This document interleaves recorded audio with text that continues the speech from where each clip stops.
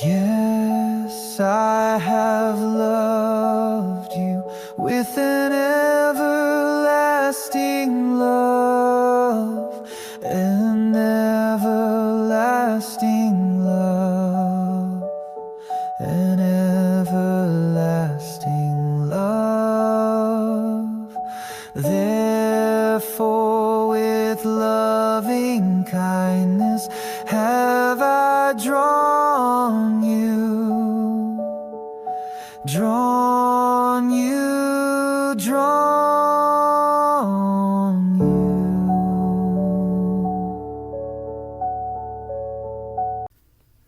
Okay. Hello, this is episode 25, and it's entitled Easter-anity. Now, you probably wonder why it has a title like that. Well, think about Christianity, but then think about what Christianity has come to mean at Easter time. So, what is Easter? Is it a once per year celebration of Christianity? Is it a time once a year to visit a church, which you don't bother to visit most other Sundays, if at all, throughout the year? Is it a time to buy new clothes and put on a fashion show at a building to see who looks the nicest? Okay, in fact, what is any Sunday morning besides Easter, even if you do attend church regularly? Is it a mini Easter Sunday fashion show to look your best in order to show others that you respect God, who supposedly lives in a church building, but who will be offended if you don't look perfect on Sunday mornings, but won't be quite as offended if you attend the more casual meetings at the building, dress more casually at other times besides Sunday morning?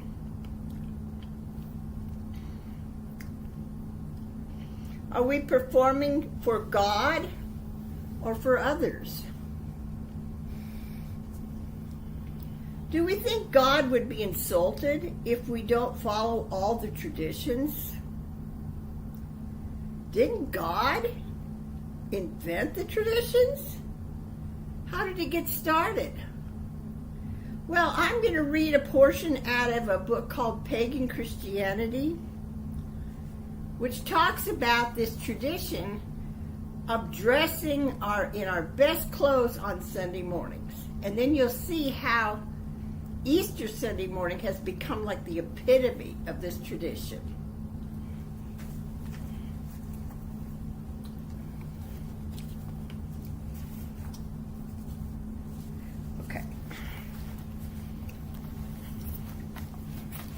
Okay, now, this book talks a lot about where these traditions start that we get for celebrating Christianity in different ways, and the history of it. Because I used to wonder, well, why is this a tradition? I never saw that in the Bible, that you're supposed to dress up a certain way on Sunday mornings. But this book, Pagan Christianity, has really opened my eyes to a lot of things and answered a lot of my questions. Every Sunday morning, millions of Protestants throughout the world put on their best clothes to attend Sunday morning church. But no one seems to question why. Hundreds of thousands of pastors wear special garb that separates them from their congregants, and no one seems to care.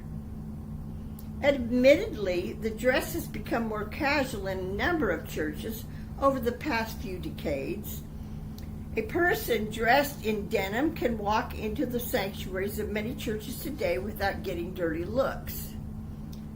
Yet dressing up for church is still a common practice in many churches. In this chapter, we will explore the origin of dressing up for church. We will also trace the roots of the clergy's special attire, although I'm probably not going to go to that part of it this time. In fact, I think the things we need to share today, we may have to do in two segments, because there's some other aspects of Easter that I want to touch on too. With Easter coming, I think we need to be a little bit more aware of some things. Dressing up for church. The practice of dressing up for church is a relatively recent phenomenon. It began in the late 18th century with the Industrial Revolution, and it became widespread in the mid-19th century before this time. Let's see. Oh, this began sense. Before this time, dressing up for social events was known only among the very wealthy. The reason was simple. Only the well-to-do aristocrats of society could afford nice clothing. Common folks had only 2 sets of clothes, work clothes for laboring in the field, and less tattered clothing for going into town. Dressing up for any occasion was only an option for the wealthiest nobility. From medieval times until the 18th century, dress was a clear marker of one's social class. In places like England, poor people were actually forbidden to wear the clothing of the, quote, better people. This changed with the invention of mass textile manufacturing and the development of urban society. Fine clothes became more affordable to the common people. The middle class was born, and those within it were able to emulate the envied aristocracy. For the first time, the middle class could distinguish themselves from the peasants. To demonstrate their newly improved status, they could now, quote, dress up for social events just like the well-to-do. Some Christian groups in the late 18th and early 19th centuries resisted this cultural trend. John Wesley wrote against wearing expensive or flashy clothing. The early Methodists so resisted the idea of dressing up for church that they turned away anyone who wore expensive clothing to their meetings. The early Baptists also condemned fine clothing, teaching that it separated the rich from the poor. This all came to a head when in 1843, Horace Bushnell, an influential congregational minister in Connecticut, published an essay called Taste and Fashion. In it, Bushnell argued that sophistication and refinement were attributes of God and that Christians should emulate them. That reminds me of, I've heard people say that phrase, well, cleanliness is next to godliness, and they think that's in the Bible, but it's not. It's just a little saying that people come up with.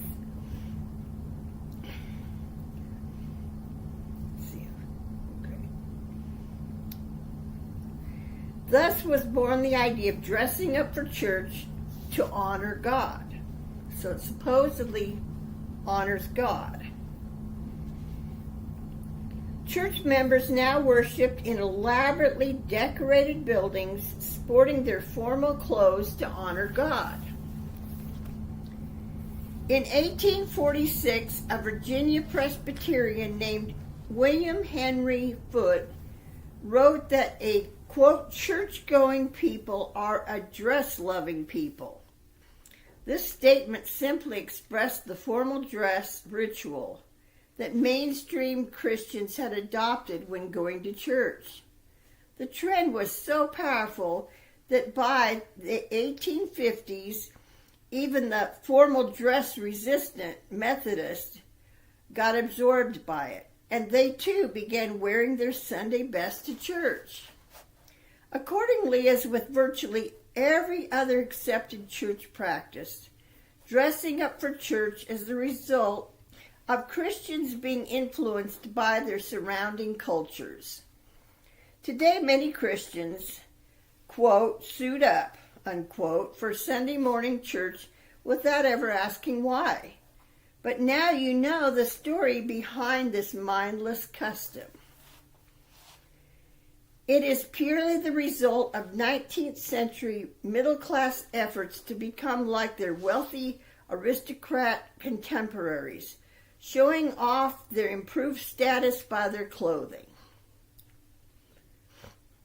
This effort was also helped along by Victorian notions of respectability. It has nothing to do with the Bible, Jesus Christ, or the Holy Spirit. So what's wrong with it?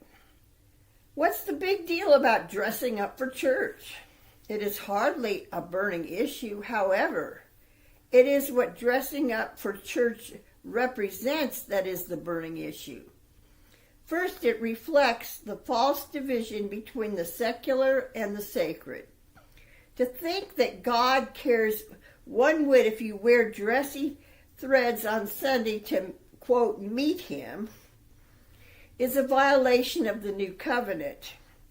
We have access to God's presence at all times and in all circumstances. Does he really expect his people to dress up for a beauty pageant on Sunday morning? Second, wearing attractive, flashy clothes on Sunday morning screams out an embarrassing message that church is the place where Christians hide their real selves and, quote, dress them up, unquote, to look nice and pretty. Think about it. Wearing your Sunday best for church is little more than image management.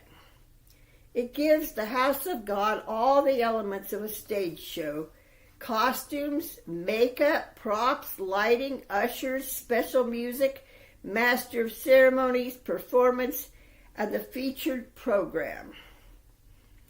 Dressing up for church violates the reality that the church is made up of real people with messy problems.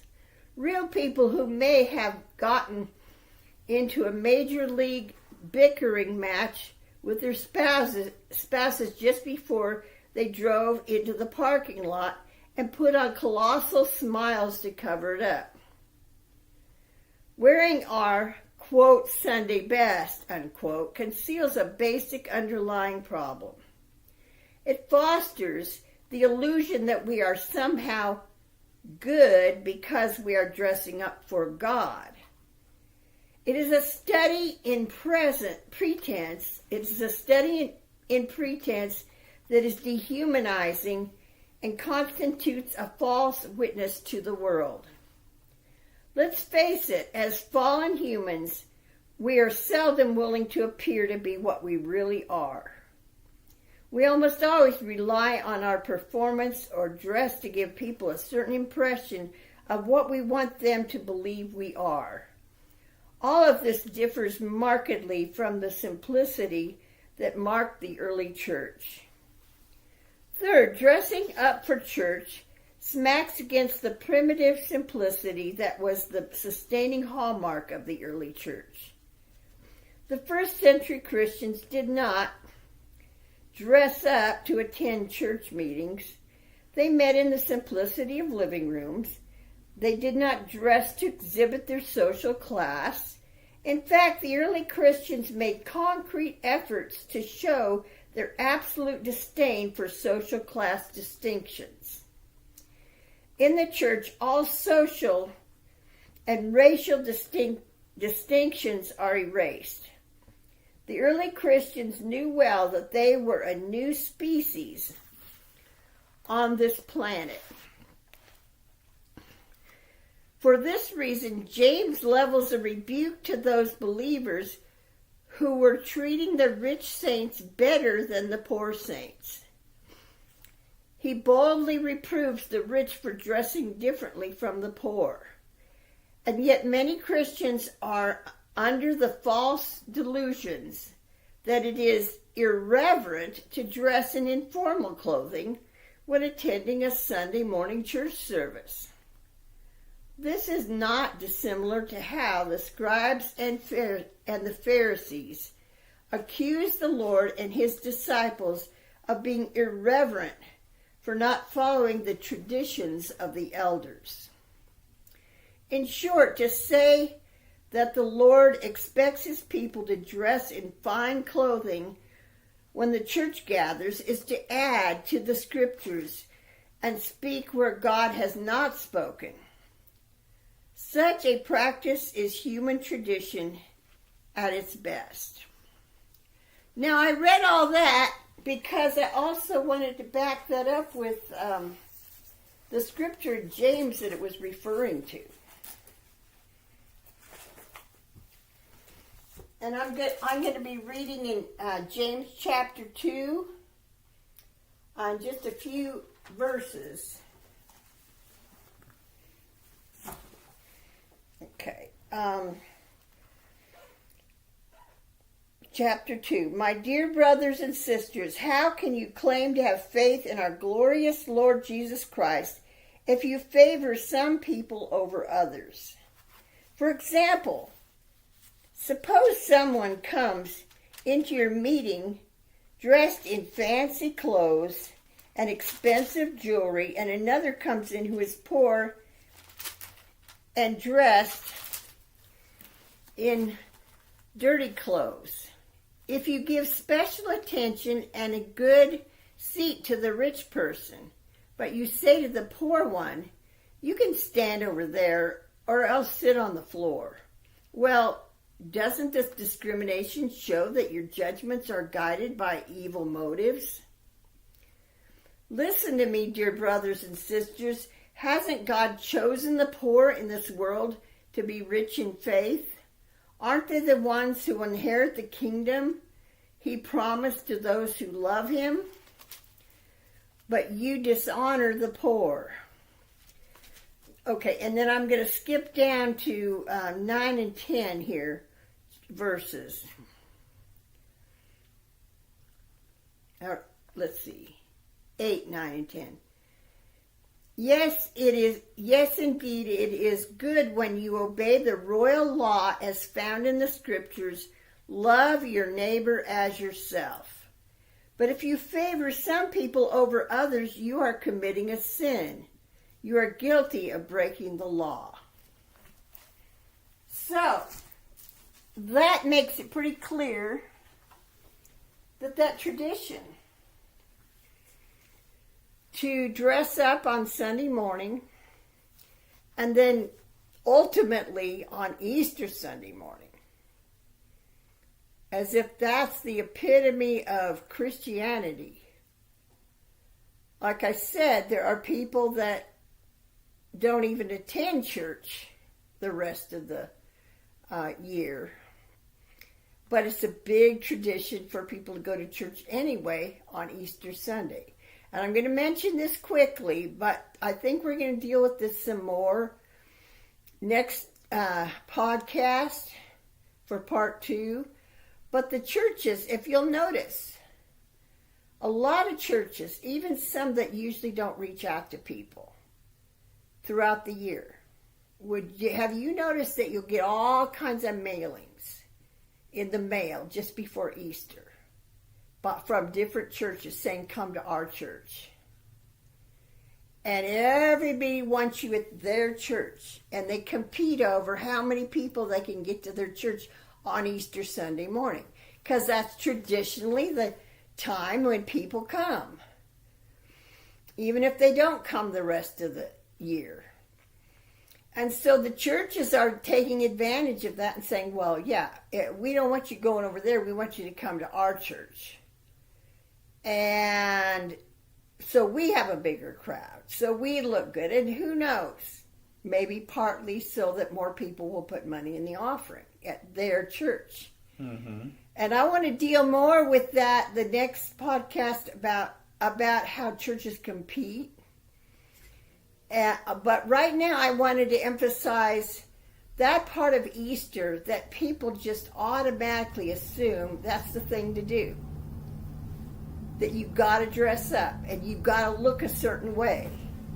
Otherwise, you're not considered worthy of coming to church on Sunday morning because you're dishonoring God. And people get funny ideas of what it means to not dress a certain way because they think that God's needs to be impressed with how they dress. Like God's never seen us without our clothes. Yeah, God knows what we look like naked. Yeah, I mean, he kind of created us that way, and we're kind of all born naked. Yeah. Not that you should go to church naked or anywhere else, but the point is, we're not doing it to impress God. And there have been people that I have known in churches that not only make a big deal out of what people look like when they come to church, but at this one church, they were talking about in one of the Sunday school classes about,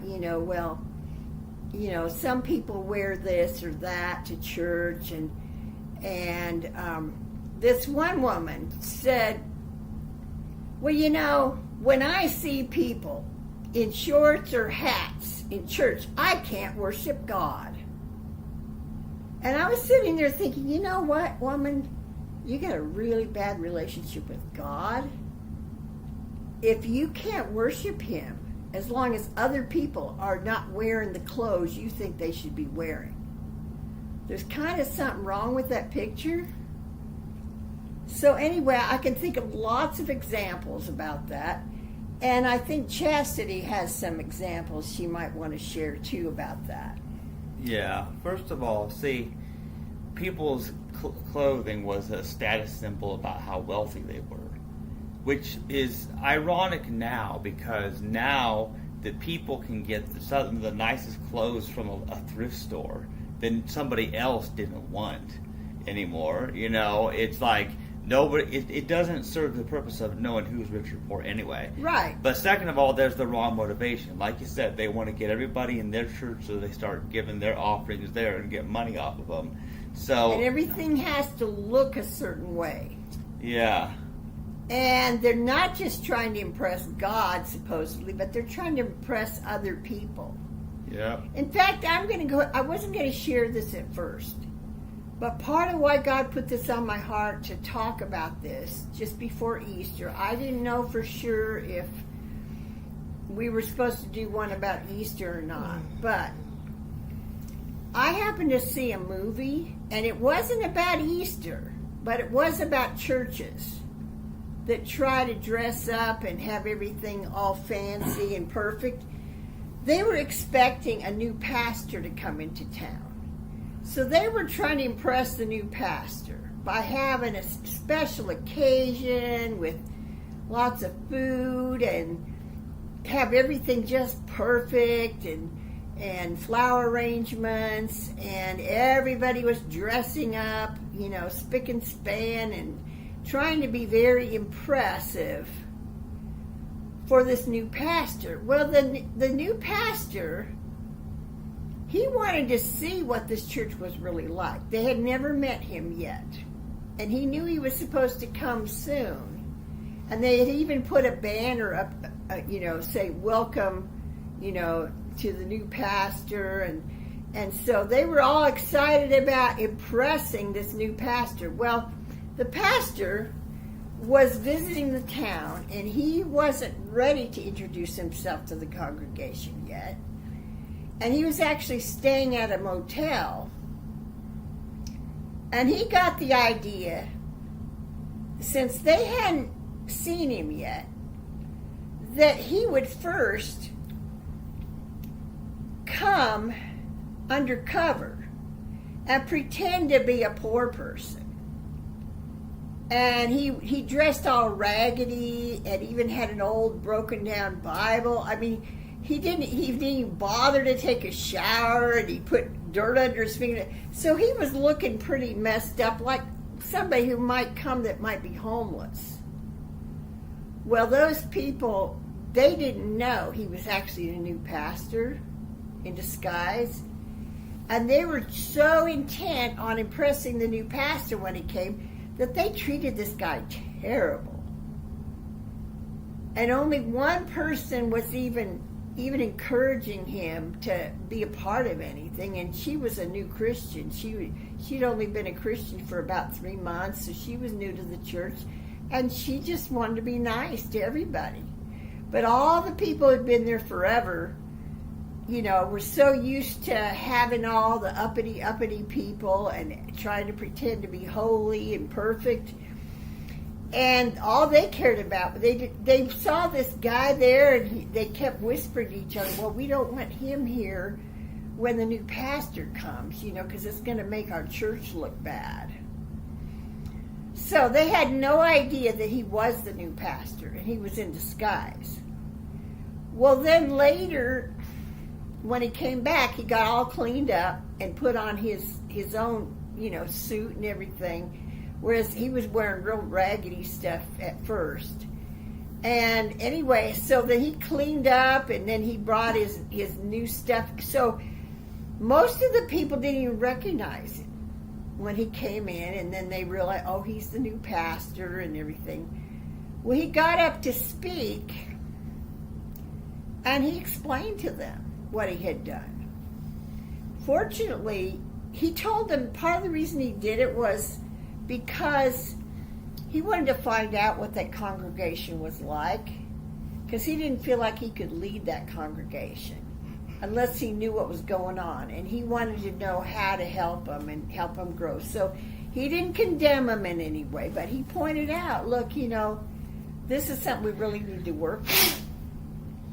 And he asked people that wanted to come up and pray, and just to pray to God, asking God to help them to, have a better attitude. Well, almost everybody in that church did, even some of the leaders that had been kind of shunning him. Anyway, and so they got turned around, and he was able to help them to grow and have a better attitude. So that story turned out well in the end. But it just shows you this kind of thing happens a lot. And people automatically think, well, we don't want that person around. And they're forgetting all about the love of God. And so I wanted to bring that part of it up because with Easter coming, there's a lot of pressure to try to be holy by looking a certain way. And I felt like that's what we were supposed to talk about. And like I said, there's some other things about Easter that I think I want to share. Maybe we'll have a part 2 about this one. But I named it Easter-anity because it's part of Christianity that was made up to celebrate on Easter. So now I'm going to let you talk some more for a while. Yeah, well, see, it's so contrary to everything Jesus was about, because the whole thing was treating people as equals, and he spent time with the so-called outcasts and sinners, and all his first disciples were poor people. Yeah, fishermen, prostitutes, like everybody that was seen as outcasts, and So when people start just being like, oh, well, everybody's got to look pretty in their fancy clothes and be rich and everything, it's just completely opposite of everything Jesus was about, and it's weird because as you were talking about it, I was thinking about the way, how at Walmart, so they had this meeting where all these district managers were going to come to the store I work at, and they were trying to get everything looking perfect, and they even had people who normally work during the daytime. They were having them work overnight. So everybody was trying to get every part of the store looking as perfect as it can before all these district managers come in. And I said to my coworkers, I said, you know what? We're just lying to the corporate people. We're just lying to the corporate managers here, basically trying to make this store look like something it never looks like, even for our customers any other day. And we do our best we can anyway, but we're understaffed, obviously. Yeah. But I just thought it was so weird that people were just exhausting themselves trying to make it look pretty for a short time while all these people were there, because they didn't want them to know what the store looked like the rest of the time. Yeah. And what that pastor did that you were talking about, how he pretended to be like some poor homeless person, it reminds me of something that would happen at Hy-Vee. Now, Walmart may do this too, where they would have these secret shoppers. They would just pretend to be some customer that needed help with something.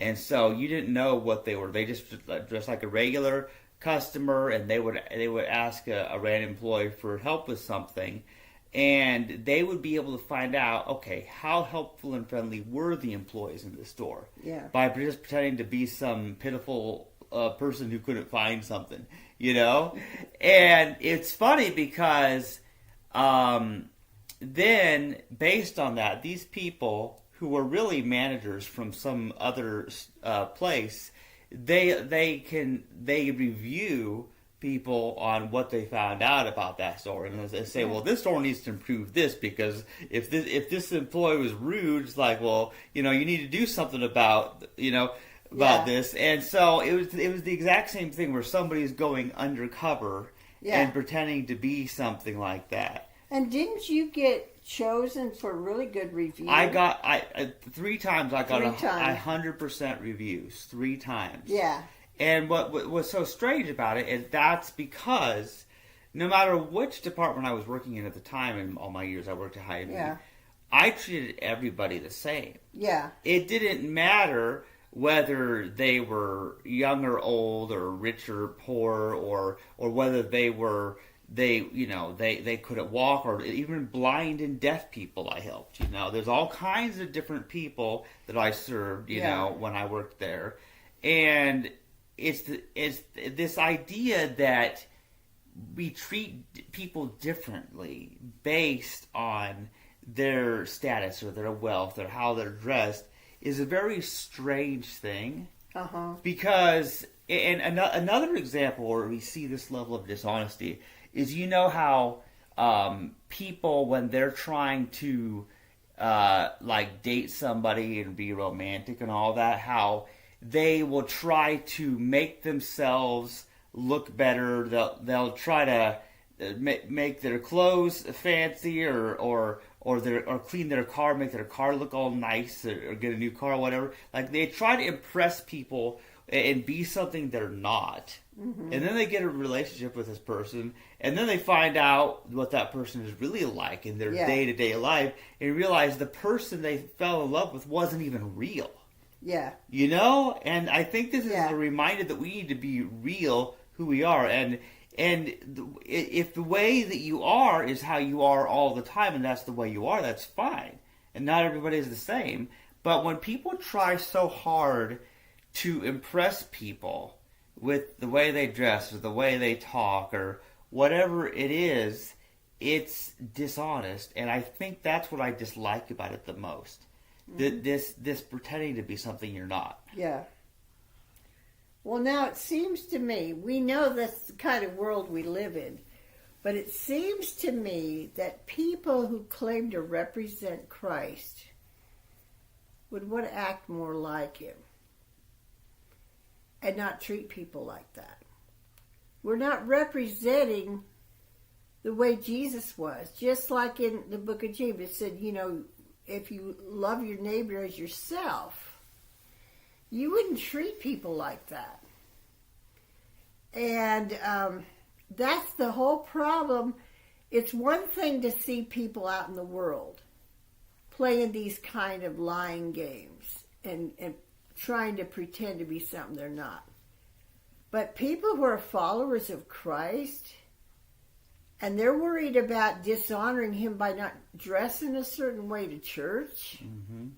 What about dishonoring him by treating people like this and showing favoritism like that and acting like some people are more important than others? We've talked about this a lot because we've talked about how Jesus said, don't any of you try to act like you're better than somebody else. Mm-hmm.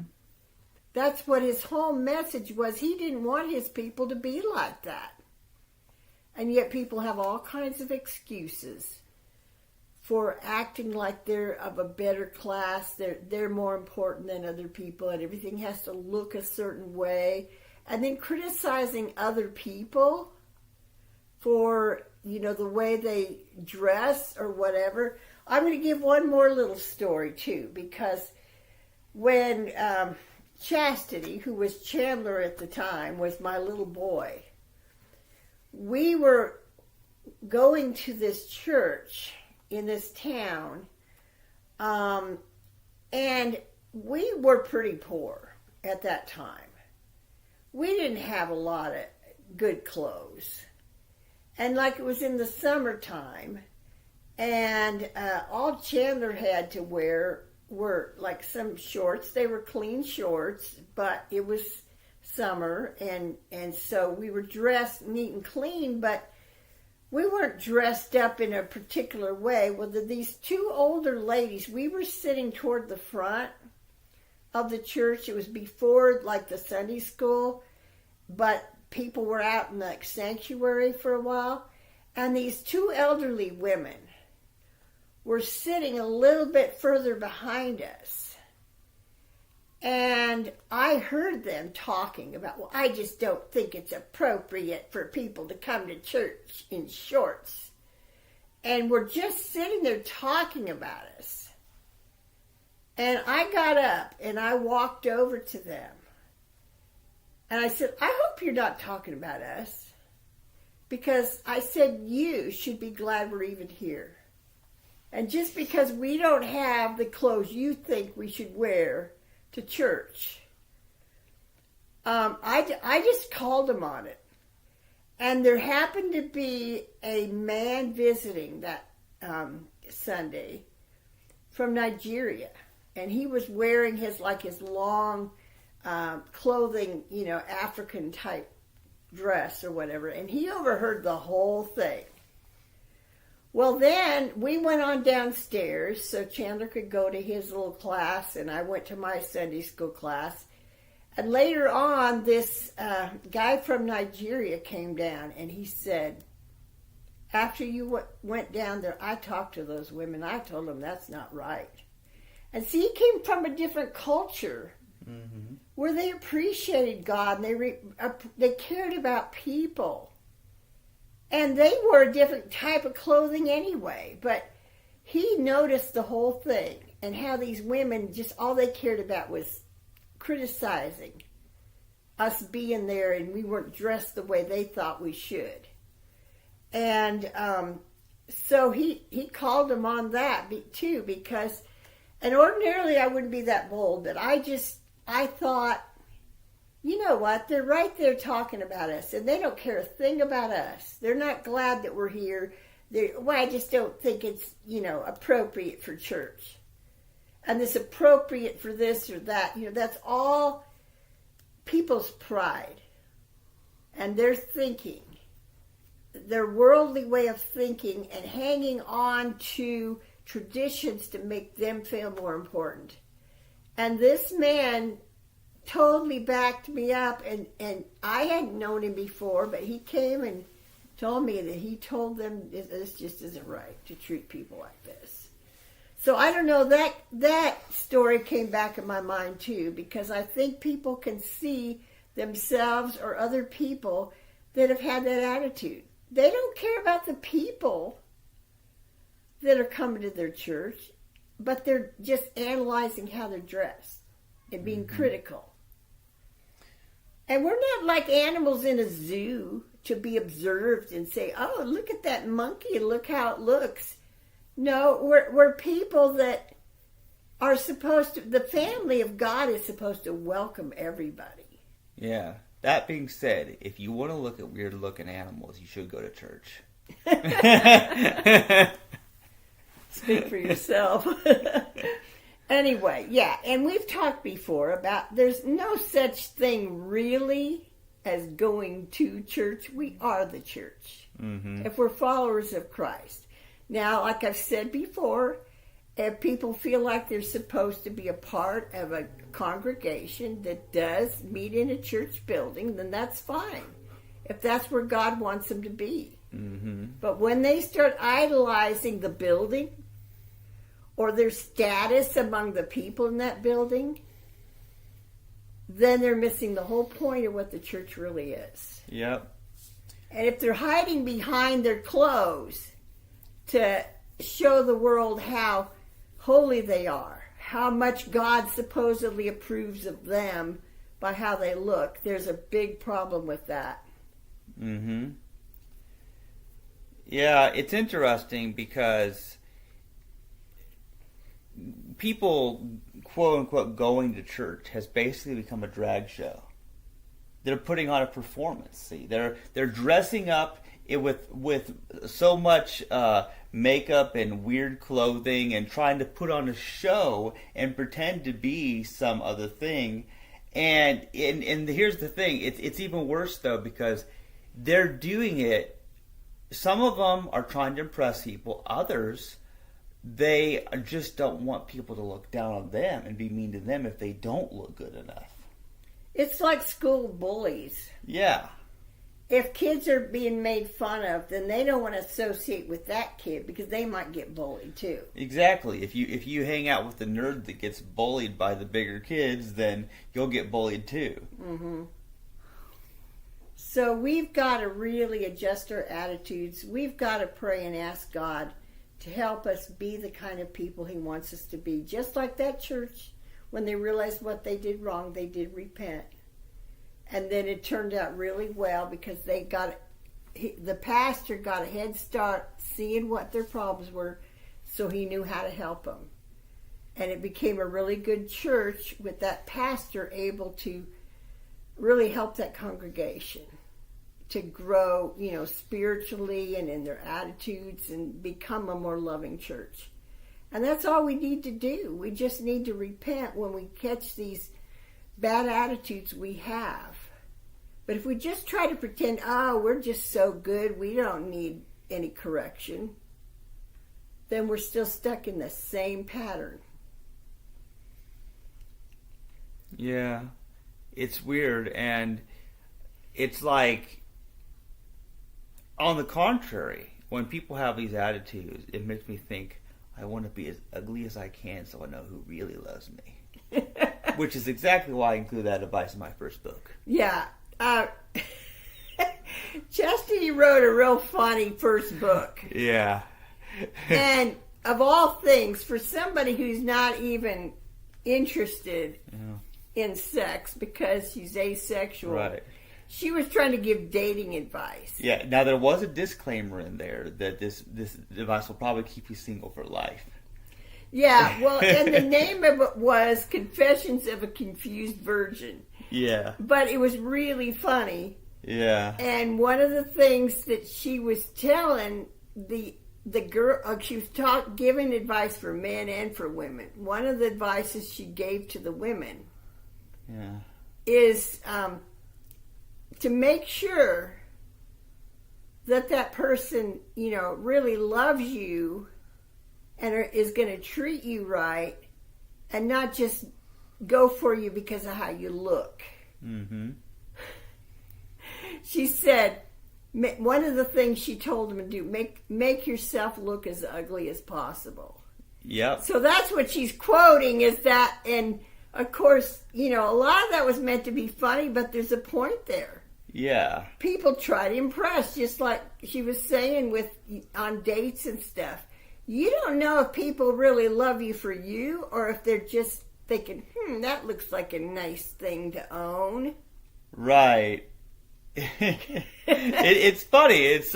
But just like what that pastor was doing, he he made himself look as ugly as he could to see if those people would still love him like they should. And sure enough, there was only one person, a young Christian, that treated him with any kind of respect. And she was trying to apologize to him for how the others were acting. And yet she was the newest person in that church. She'd only been a Christian for 3 months.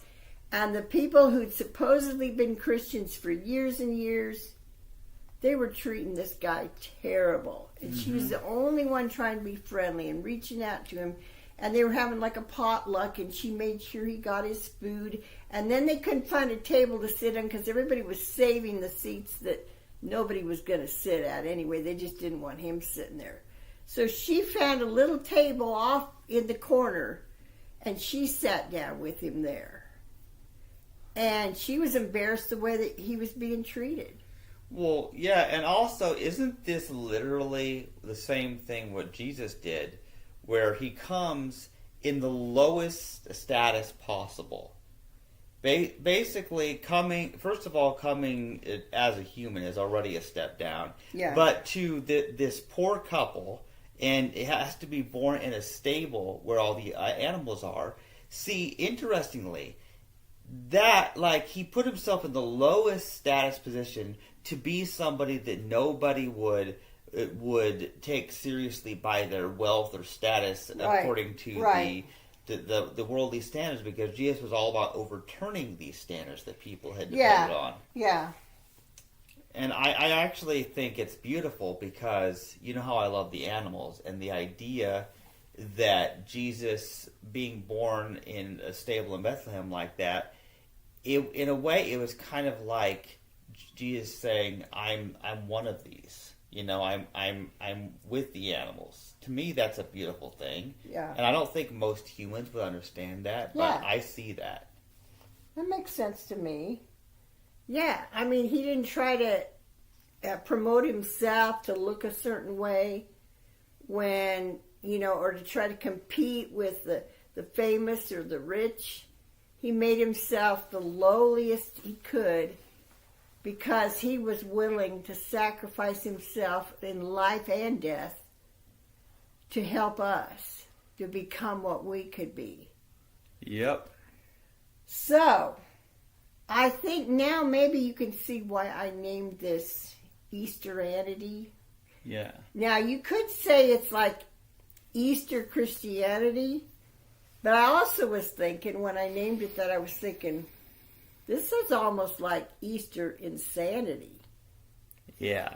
So you can take it whichever way you want. I think this Easter thing is its own religion entirely. It's its own separate religion. Yeah, and it doesn't make any sense because what is Easter really supposed to be about? Mm-hmm. Isn't it about the resurrection of Christ? And yet, where in the Bible does it say that we're supposed to dress up to celebrate the resurrection of Christ? And I've seen churches go out of their way to prepare like Easter breakfast, anything to draw people in. And I've seen them doing these traditions and getting cranky with one another while they're preparing because they want to get all the people in there and they feel like they have to do this tradition and they have to impress everybody. And then they fight within themselves because they're under pressure to do all this stuff, extra work, to get up early on Easter Sunday morning. And they have like their sunrise services and they have their Easter breakfast and they have this and they have that. And they want to impress everybody and get everybody to their church. So it's nothing but a show. And that's not the right attitude at all. If they really love Christ and they really are thankful for his resurrection, there's no way they'd treat other people that way. There's no way they would treat each other in their congregation that way. And they wouldn't be greedy about getting everybody loyal to their particular church. Mm-hmm. I've seen churches compete. And to some extent, you can understand it when there's different denominations and they all think they're right. That's bad enough. But I've seen churches compete when there's more than one of the same denomination in that town and still fight over who goes to their church. So that can't have anything to do with what the denomination believes. It's all selfish and greedy and like, well, you have enough people over there. I want you over here. No. Somewhere we've gotten way off track to have that attitude at all, and that is not what Easter's about. So,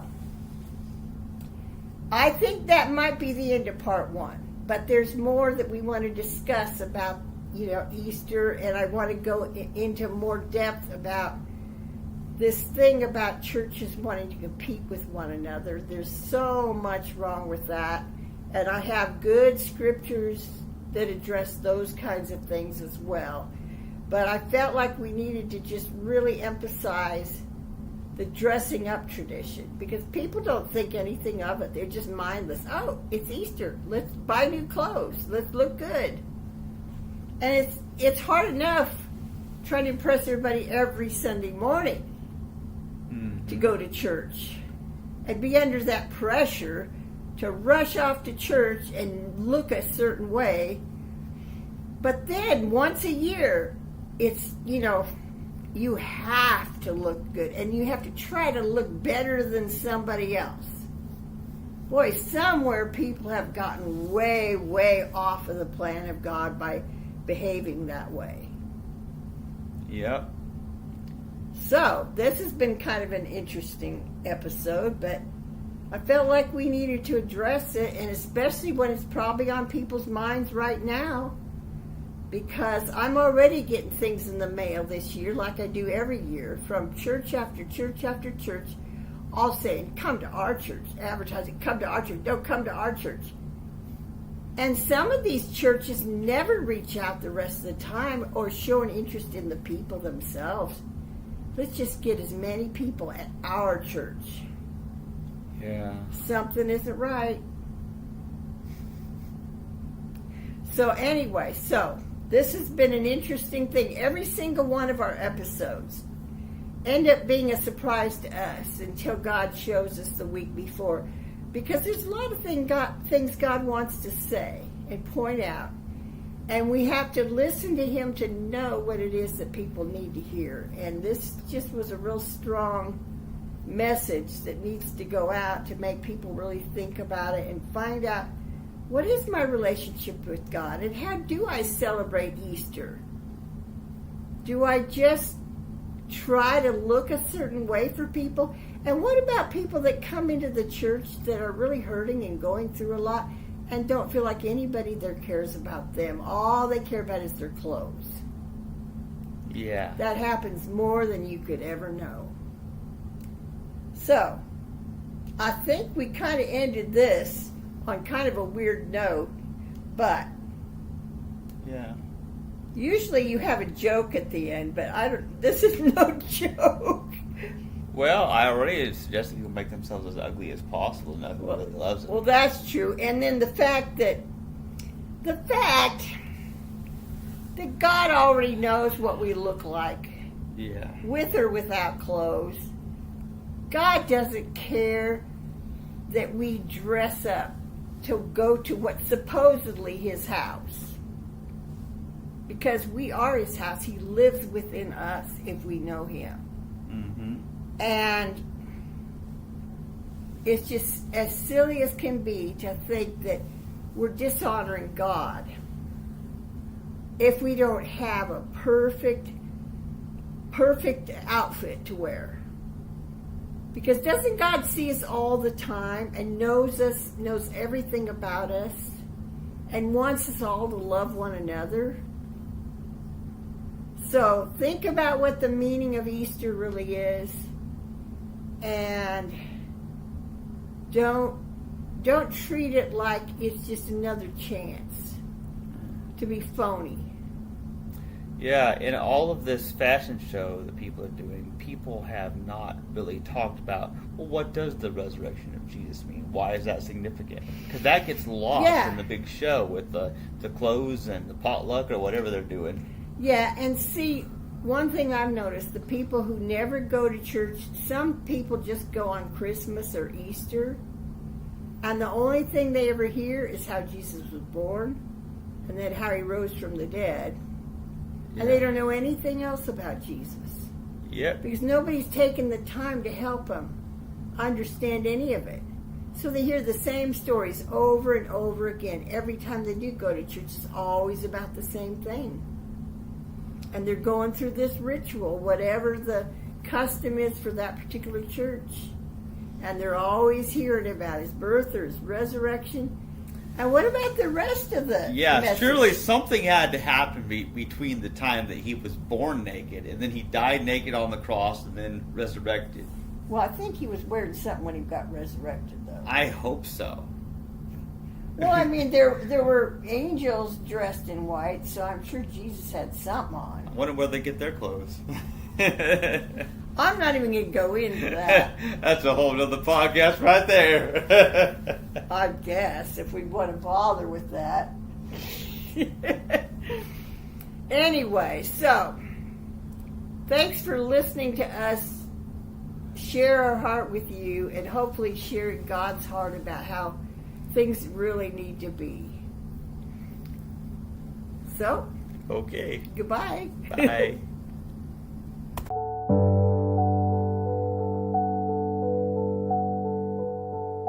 Yes, I